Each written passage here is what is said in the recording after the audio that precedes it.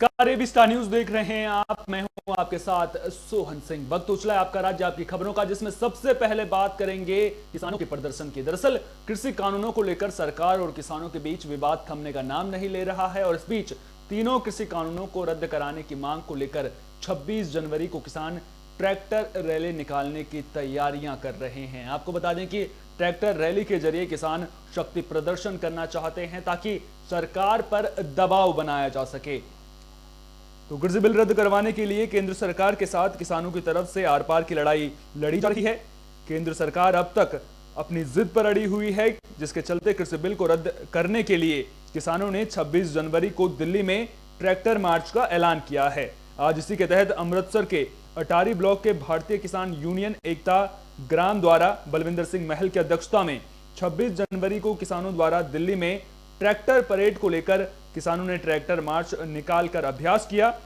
वो अभ्यास अमृतसर के नंगली गांव से आरंभ होकर वेरका, अमृतसर गोल्डन गेट, भंडारी पुल, अमृतसर स्टेशन, सदर थाना, India gate university, Ramtirth road, कचहरी, हेरिटेज हॉस्पिटल से होता हुआ रंजीत एवेन्यू के दशहरा ग्राउंड पर खत्म हुआ। उन्होंने कहा कि किसान 2024 तक संघर्ष कर सकते हैं जब तक काले कानून रद्द नहीं होते। कुल मिलाकर साफ तौर पर किसानों ने हुंकार भर दी है। किसानों का कहना है कि जब तक तीनों कृषि कानून रद्द नहीं होंगे तब तक उनका प्रदर्शन जारी रहेगा। आपको बता दें कि जो ट्रैक्टर मार्च निकाला गया था उसमें भारी संख्या में नौजवानों ने अपने ट्रैक्टरों समेत किसानों के जो झंडे थे वो लगाकर बड़ी संख्या में नौजवान शामिल हुए।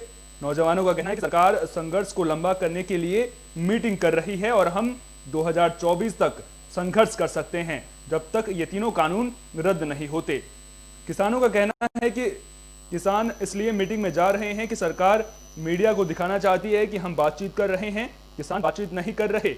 उन्होंने कहा कि किसान शुरू से ही शांतिपूर्ण तरीके से अपनी मांगों को लेकर संघर्ष कर रहे हैं और आगे भी करते रहेंगे। सरकार किसानों की आवाज दबाने के लिए जो कुछ भी कर रही है वो सब कुछ विफल रहेगा, क्योंकि किसान तब तक वापस नहीं लौटेंगे जब तक तीनों कृषि कानून रद्द नहीं हो जाते। तो कुल मिलाकर आप तस्वीरें देख सकते हैं किस तरह से किसान ट्रैक्टर मार्च को लेकर के तैयारियां करते हुए नजर आ रहे हैं।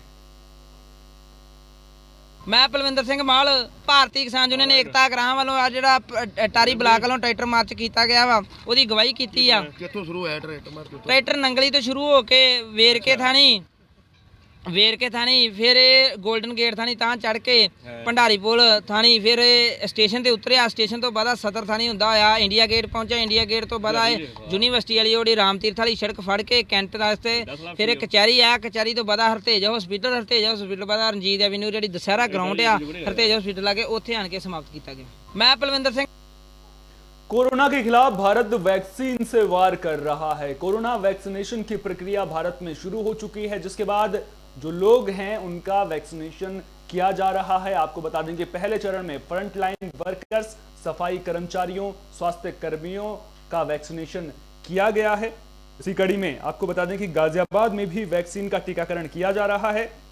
गाजियाबाद में 379 लोगों को टीका लगाया गया है, जिसमें 9 लोगों में खांसी बुखार की दिक्कत आई है। आपको बता दें कि 16 जनवरी से कोरोना वैक्सीन का पहला फेज शुरू किया गया था। वैक्सीनेशन का ये फेज 16 जनवरी से शुरू हुआ था। 379 लोगों का टीकाकरण किया गया। टीकाकरण सरकारी और प्राइवेट स्वास्थ्य विभाग से जुड़े लोगों का किया गया, जिसमें 8 लोगों को खांसी बुखार की दिक्कत हुई थी। वहीं दूसरा फेज 22 जनवरी से शुरू होगा। गाजियाबाद में 12,220 वैक्सीन मिली थी, जिनमें से 400 लोगों को लगाई जा चुकी है। 11,800 लोगों को और वैक्सीन लगाई जाएगी। तो कोरोना से निजात दिलाने के लिए कोरोना वैक्सीनेशन शुरू कर दिया गया है। और आपको बता दें कि गाजियाबाद की अगर बात करें तो 379 लोगों को कोरोना का टीका लगा, जिनमें से 9 लोगों को खांसी बुखार की दिक्कत सामने आई है। आपको याद होगा कि लगातार जो सरकार है वो लोगों को कह रही है कि अगर आप कोरोना का टीका लगा लें तो उसके बावजूद भी सावधानियां बरतने की जरूरत है। उसके बावजूद भी आपको दूरी बनाकर रखनी होगी, सोशल डिस्टेंसिंग का पालन करना होगा, साथ ही साथ मास्क लगाकर रखना होगा।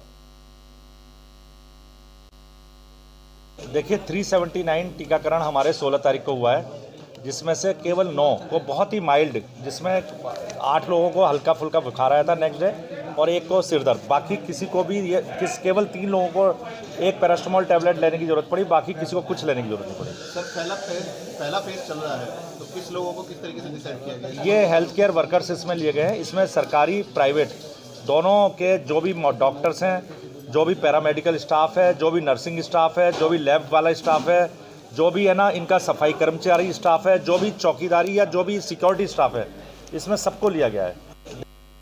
कृषि कानून के विरोध में दिल्ली बॉर्डर पर तो किसानों का हल्ला बोल जारी ही है। इसके अलावा राज्यों में भी किसानों का प्रदर्शन लगातार जारी है। बागपत में भी किसान बड़ी संख्या में धरने पर बैठे हुए हैं और सरकार से तीनों कृषि कानूनों को वापस लेने की मांग कर रहे हैं। किसानों का साफ तौर पर कहना है कि जब तक सरकार तीनों कृषि कानूनों को वापस नहीं ले लेती तब तक उनका प्रदर्शन यूं ही जारी रहेगा। आपको बता दें कि कृषि कानूनों के विरोध में उत्तर प्रदेश के बागपत में दिल्ली सहारनपुर नेशनल हाईवे पर चल रहा धरना 31वें दिन भी जारी रहा। इस दौरान किसानों के धरने में आरएलडी के राष्ट्रीय उपाध्यक्ष जयंत चौधरी भी पहुंचे और सरकार को मंच के जरिए कड़ा संदेश देते हुए नजर आए। उन्होंने कहा कि 26 जनवरी के आह्वान को किसान हल्के में ना लें, लेकिन शांतिपूर्ण तरीके से दिल्ली की ओर जरूर कूच करें। दरअसल आपको बता दें कि राष्ट्रीय राजमार्ग पर किसानों का धरना पिछले 30 दिनों से चल रहा है, जो मंगलवार को 31वें दिन भी जारी रहा। आसपास के गांवों से सैकड़ों की संख्या में किसान ट्रैक्टर ट्रॉलियों में भरकर धरनास्थल पर पहुंचे। आज आपको बता दें कि मंगलवार को जयंत चौधरी के मंच पर पहुंचते ही किसानों ने चौधरी चरण सिंह अमर रहे, बाबा टिकैत अमर रहे के नारे लगाने शुरू कर दिए थे। जयंत चौधरी ने कहा कि अगर सरकार अपनी हठधर्मिता पर अड़ी रहना चाहती है तो किसान भी इस बार खूंटा गाड़ कर बैठ गए हैं। उन्होंने धरने के आयोजकों को एक रजिस्टर सौंपते हुए कहा कि अब इस रजिस्टर में रालोद पदाधिकारी कार्यकर्ताओं का भी लेखा जोखा होगा कि आखिर कितनी भागीदारी इस धरने में पार्टी की है और मैं ये देखना चाहता हूं कि टिकट के लिए कौन कौन लाइन में है।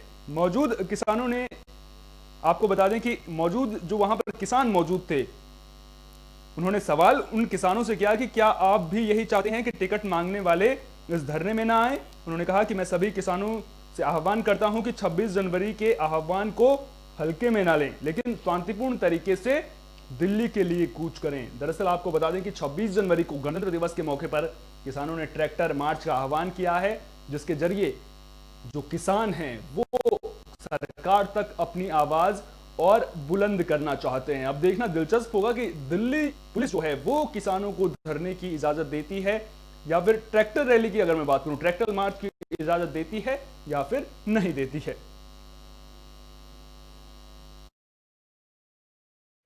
जी, जब तक मैं नौकरी में था तब तक तो हमें सरकार के आदेशानुसार सारे काम करने पड़ते थे, मानने पड़ते थे और वहाँ का प्रायोरिटी हमारे लिए पहली थी। लेकिन अब रिटायरमेंट के बाद में कोई खास सरकारी काम ना होने की वजह से मैं जिस गांव से गया था उस गांव में वापस आया हूं और मैंने देखा कि जब मैं पहले गांव में रहता था उसकी उस समय स्थिति किसान की थोड़ी अच्छी थी, लेकिन अब जब मैं वापस लौटा हूं अभी हर किसान की स्थिति, छोटे छोटे किसान हैं, बहुत ख़राब स्थिति है, बहुत ही गरीब हैं, ना वो इलाज करा सकते, ना वो ठीक से रह सकते, ना ठीक से वो बच्चों को पढ़ा सकते। तो उनकी आमदनी, एक तो खेत का साइज छोटा हो गया है, ज़मीन कम हो गई है बंटवारे की वजह से, दूसरा जो उनके प्रोडक्ट्स है उसका कोई खास अच्छा सा उनको पैसा नहीं मिल रहा, इसलिए वो गरीबी में है। मैंने सोचा कि मैं इन गरीब लोगों की कुछ सुध ले सकूं, कुछ इनकी हेल्प कर सकूं और ये गलत रास्ते पे ना जाए, इसलिए मैं इसमें आज शरीक हुआ हूँ। खबर सोनभद्र से है, जहां एक पत्नी पर पति की हत्या करने का आरोप लग रहा है। आपको बता दें कि जो पत्नी है उसने आरोप लगाया है कि उसका पति उसे प्रताड़ित करता था, जिसके बाद आपसी विवाद को लेकर पत्नी ने पति की हत्या कर दी। सोनभद्र से ये पूरा मामला सामने आया है। आपको बता दें कि यह घटना शक्तिनगर थाना क्षेत्र के राजकिशन की है। आपसी विवाद को लेकर पत्नी पर पति की हत्या करने का आरोप लगा है। दरअसल गुस्साई पत्नी ने पति के सर पर वार कर दिया था, जिसकी वजह से उसके पति की मौत हो गई थी। जिसके बाद पत्नी ने कहा है कि आए दिन उसका पति उसे प्रताड़ित करता था। फिलहाल पुलिस मौके पर पहुंचकर जांच कर रही है। पुलिस ने शव को कब्जे में लेकर पोस्टमार्टम के लिए भेज दिया है, लेकिन अब इस जांच में क्या कुछ निकलकर सामने आता है वो देखने वाली बात होगी। ये पूरा नहीं मालूम है। ड्यूटी पे गए थे हम, रात को आए 6-7 बजे, तब मालूम चला कि मारपीट हुआ है, चोट लगने पर मौत हो गई। किसकी किसकी मारपीट हुई थी? पति पत्नी में। तो क्या पुलिस को आप सूचना दिए थे? सूचना कल रात से फ़ोन लगा रहे, नंबर बदल गया पुलिस स्टेशन का, सब बोलता है, लगा के परेशान है। तो भाई की कैसे मौत हुई, क्या चीज़ से? अभी यही दोनों था, यही दोनों लड़ाई झगड़ा कर रहा था। ये थाना शक्तिनगर अंतर्गत कल दिनांक 19/1/21 को जो है पति एवं पत्नी के बीच शराब पीने को लेकर कहासुनी हुई थी जो है, जिसमें पति ने पत्नी को मारने के लिए जो है डंडा उठाया था जो है। बाद में पत्नी ने उसी डंडे को छीन करके पति के सर पर वार कर दिया, जिससे पति की मृत्यु हो गई है जो है।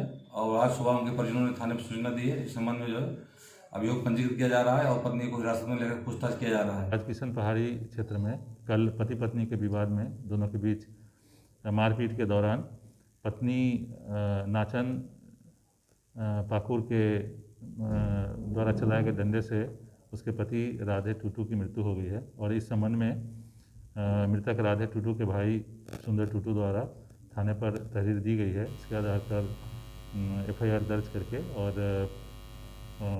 पोस्टमार्टम और पंचायतनामा की कार्रवाई की जा रही है। आज किशन खबर फिरोजाबाद से है, जहां बदमाशों में कानून व्यवस्था का जरा सा भी डर देखने को नहीं मिल रहा है। दरअसल पुलिस आरोपी को पकड़ने के लिए गई थी, वारंटी को पकड़ने के लिए पुलिस गई थी, लेकिन इसी दौरान जो आरोपी के परिजन थे उन्होंने पुलिस पर ही हमला कर दिया।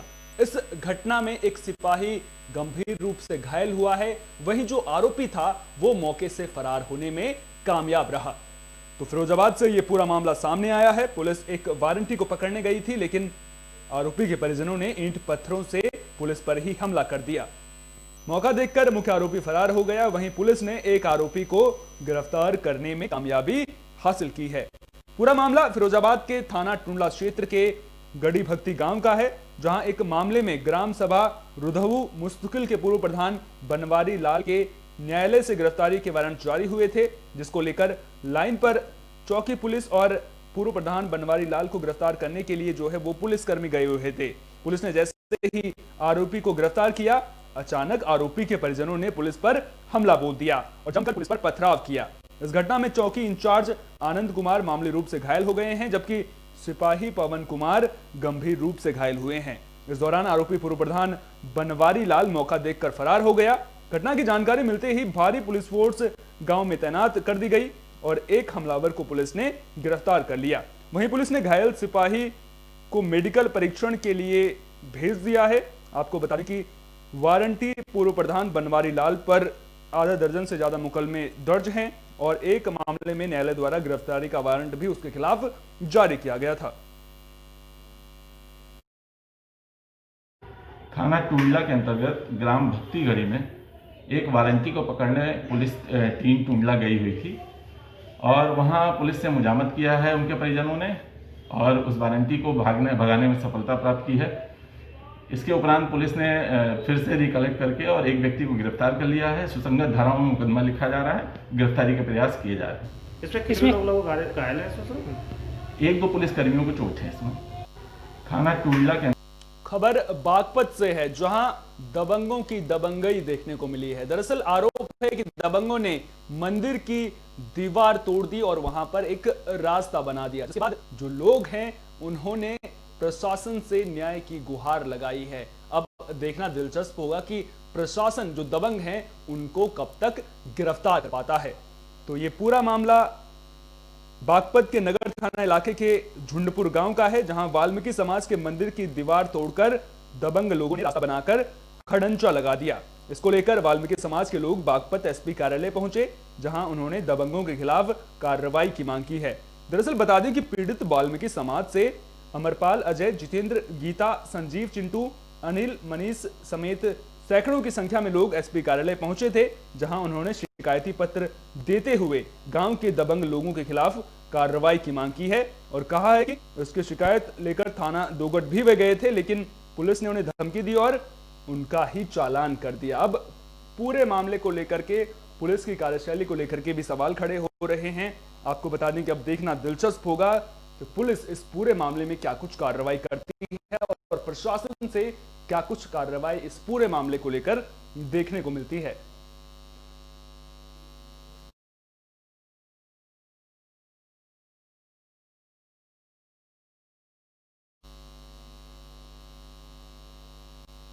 घने कोहरे का सितम खूब देखने को मिल रहा है। आपको बता दें कि घने कोहरे की वजह से एक सांड कुएं में गिर गया था। वो तो गनीमत रही कि वहां पर लोग मौजूद थे और जो ग्रामीण वहां पर मौजूद थे उनकी तत्परता की वजह से जो ये जानवर है उसकी जान बचाई जा सकी।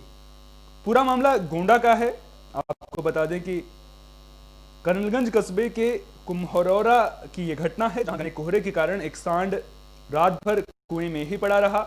लोगों ने कुएं से उसकी आवाज सुनी तो मौके पर पहुंचे और फिर लोगों ने इसकी जानकारी डायल 100 पर दी और पीआरवी की मदद से बचाकर सांड को बाहर निकाला गया। आप स्क्रीन पर देख सकते हैं कि किस तरह से जो ये जानवर है वो कुएं में फंस गया था, जिसके बाद रस्सी के सहारे उसको बाहर निकालने की कोशिश भी की गई, जिसके बाद पुलिस को इस पूरे मामले की जानकारी दी गई और फिर पुलिस ने ग्रामीणों की मदद से इस जानवर को कुएं से बाहर निकाला। गनीमत ये रही कि लोग वहां पर मौजूद थे और फिर जैसे ही जानवर की चीख पुकार सुनकर जो लोग थे वो वहां पर पहुंचे और फिर तत्परता की वजह से इस जानवर की जान यहां पर बचाई जा सके। लेकिन आपको बता दें, कुछ महीने पहले ऐसे ही कुएं में बछड़े गिर जाने का मामला सामने आया था। फिर जब उस बछड़े को निकालने की कोशिश की गई थी तो कुएं में डूबने की वजह से 5 लोगों की जान चली गई थी। तो कहीं ना कहीं कोहरे का सितम भी देखने को मिल रहा है, लेकिन सावधानी बरतनी भी बेहद जरूरी है। अब देखना दिलचस्प होगा कि सरकार ने तो अपनी तरफ से पूरी व्यवस्थाएं कर रखी हैं। जो आवारा पशु होते हैं उनके लिए आश्रय केंद्र बनवाए गए हैं ताकि जो खुले में घूमते हैं जानवर उनको वहां पर रखा जा सके, उनके लिए वहां पर दाने पानी की व्यवस्था की जा सके। लेकिन उसके बावजूद भी जब इस तरह से आवारा पशुओं के मामले सामने आते हैं तो कहीं ना कहीं अधिकारियों पर सवाल उठते हैं, क्योंकि सरकार तो अपनी तरफ से पूरे काम कर रही है, पूरी कोशिशें कर रही है, लेकिन जब अधिकारी ही कुंभकर्णीय नींद में सोते रहेंगे तो फिर इस तरह के मामले सामने आना लाजमी है।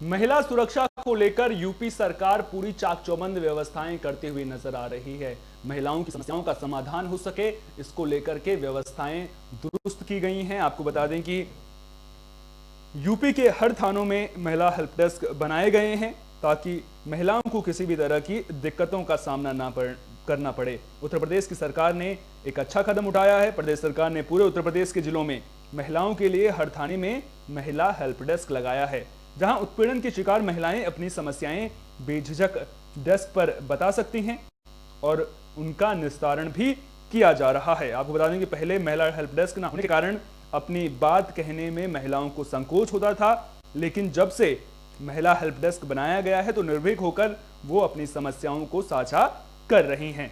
इसके अलावा आपको बता दें कि प्रदेश सरकार ने महिलाओं को आत्मनिर्भर बनाने के लिए कड़े कदम उठाए हैं और उसका पालन प्रदेश में हो इसके लिए भी प्रशासन को कड़े निर्देश दिए गए हैं। तो महिला सुरक्षा को लेकर के सरकार चाक चौबंद व्यवस्थाएं करती हुई नजर आ रही है। आपको बता दें कि जब योगी आदित्यनाथ सत्ता में आए थे तो उसके बाद एंटी रोमियो स्क्वाड चलाया गया था ताकि जो लोग स्कूल कॉलेज के बाहर लड़कियों को परेशान करते हैं, छात्राओं को परेशान करते हैं, उन पर शिकंजा कसा जा सके। उसके बाद योगी सरकार ने मिशन शक्ति चलाया ताकि जो महिलाएं हैं उनकी सुरक्षा को लेकर के मिशन शक्ति चलाया गया था और अब महिला हेल्प डेस्क की यहाँ पर शुरुआत हर थाने में की जा रही है ताकि महिलाएं जो भी दिक्कतें उनको होती हैं वो खुलकर बता सकें और पुलिस उसका समाधान कर सके।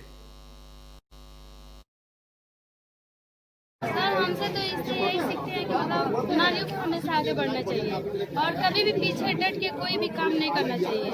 जहाँ तक मेरा मानना है कि उन पे अपने आप पे कॉन्फिडेंस होना चाहिए, भरोसा होना चाहिए कि मतलब हाँ वो कर सकती है, अच्छी तरह से काम कर सकती है। जिसको मतलब सब कोई जैसे सफाई हुआ, धैर्य हुआ, सबसे बड़ा आत्मसम्मान हुआ जिसको खोना नहीं चाहिए और एकदम हमेशा से अपने आप खुद पे भरोसा। महिला सशक्तिकरण के लिए देवरिया में एक डिग्री कॉलेज है, उसके आगे महिला बूथ भी बना हुआ है जो महिलाएं वो केवल महिलाओं से रिलेटेड ही इंफॉर्मेशन लेते हैं, तो लड़कियां वहां भी जाकर के अपनी इंफॉर्मेशन दे सकती हैं। इसके अलावा एक वन स्टॉप सेंटर है जिस पर हम जो पीड़ित महिलाएं आती हैं तो उनको एक ही जगह पर उनके स्वास्थ्य संबंधी और मेडिकल से संबंधित या उनकी काउंसलिंग की आवश्यकता होती है तो उसको भी कराया जाए। अलग महिला महाविद्यालय में है। नारी सशक्तिकरण पे, खासतौर पे नारी शक्ति के बीच में आज हम लोगों ने कार्यक्रम किया है।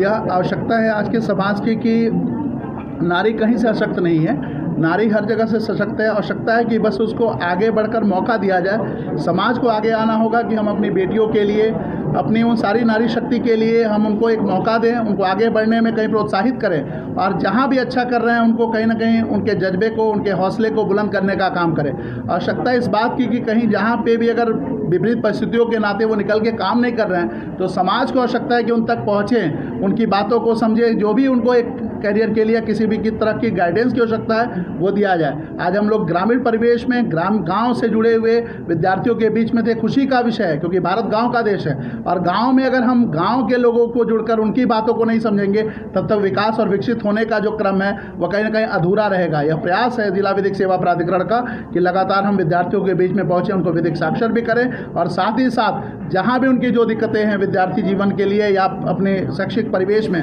उनकी मदद और सहायता करें। आज उसी क्रम में आज मैं यहाँ पे फुलवरिया लच्छी में हूँ और एक कार्यक्रम आयोजित किया गया। अलग महिला अभिनेता सैफ अली खान की वेब सीरीज तांडव पर बवाल जारी है। आपको बता दें कि लगातार जो ये वेब सीरीज है उस पर हिंदू भावनाओं को ठेस पहुंचाने का आरोप लग रहा है, हिंदू देवी देवताओं के अपमान करने का आरोप लग रहा है, जिसको लेकर के लगातार प्रदर्शन भी खूब देखने को मिल रहे हैं। और अब आपको बता दें, बदायूं में करणी सेना ने प्रशासन को ज्ञापन सौंपा है। करणी सेना ने तहसील दातागंज में उप जिलाधिकारी को वेब सीरीज को लेकर ज्ञापन सौंपा है। तांडव वेब सीरीज जिसमें भगवान शिव और प्रभु श्री राम की आस्था पर ठेस पहुंचाने का आरोप लगा है। साथ ही साथ करणी सेना का कहना है कि इस फिल्म के जरिए माननीय प्रधानमंत्री नरेंद्र मोदी के पद की गरिमा को भी ठेस पहुंचाई गई है। वहीं तांडव वेब सीरीज को बंद करने को लेकर के भी प्रदर्शन किया गया है, जहां पर करणी सेना के सैकड़ों कार्यकर्ताओं ने हिस्सा लिया है। साथ ही साथ करणी सेना ने कड़ी चेतावनी भी दी है। साफ तौर पर कहा है कि अगर भविष्य में सनातन धर्म के देवी देवताओं के खिलाफ किसी भी तरह की वेब सीरीज बनती है तो करणी सेना इसका विरोध करेगी और उग्र आंदोलन करेगी। तो करणी सेना भी अब फिल्म जो वेब सीरीज है तांडव उसको लेकर के प्रदर्शन करते हुए नजर आ रही है। साफ तौर पर जो हिंदू धर्म की मान्यताएं हैं उनका अपमान करने का आरोप लगाया गया है। कहीं ना कहीं अब जो विवाद है वो गहराता जा रहा है। अब ऐसे में देखना दिलचस्प होगा कि जो वेब सीरीज है उसको लेकर के क्या कुछ जो है वो तय किया जाता है। और आपको बता दें कि अब जो योगी सरकार है उसने भी एफआईआर के आदेश दिए थे और कहीं ना कहीं ऐसा ये पहला मामला नहीं है। इससे पहले भी कई बार इस तरह के मामले सामने आ चुके हैं जहां पर हिंदू धर्म के देवी देवताओं का अपमान किया गया है, जिसको लेकर के हिंदू संगठनों में खूब उबाल देखने को मिल रहा है।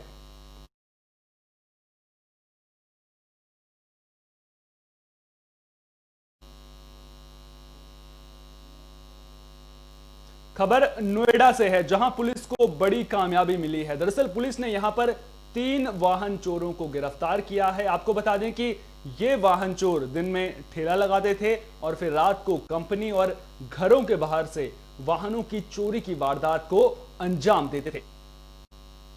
तो खबर नोएडा से है जहां गौतम बुद्ध नगर की थाना फेज 3 पुलिस को बड़ी कामयाबी मिली है। पुलिस ने वाहन चोरी के आरोप में 3 बदमाशों को गिरफ्तार किया है, जिनके पास से अवैध हथियार और कारतूस भी बरामद किए गए हैं। इसके अलावा बदमाशों के पास से चोरी की 8 मोटरसाइकिल भी बरामद की गई हैं। बता दें कि पुलिस को मुखबिर से मामले की जानकारी मिली थी, जिसके बाद आरोपी औरंगजेब, अतेंद्र और विद्याराम को गिरफ्तार किया गया है। मिली जानकारी के मुताबिक ये आरोपी दिन के वक्त अलग अलग जगहों पर ठेला लगाते हैं और फिर रात को कंपनी और घरों के सामने से वाहन चोरी की वारदात को अंजाम देते हैं।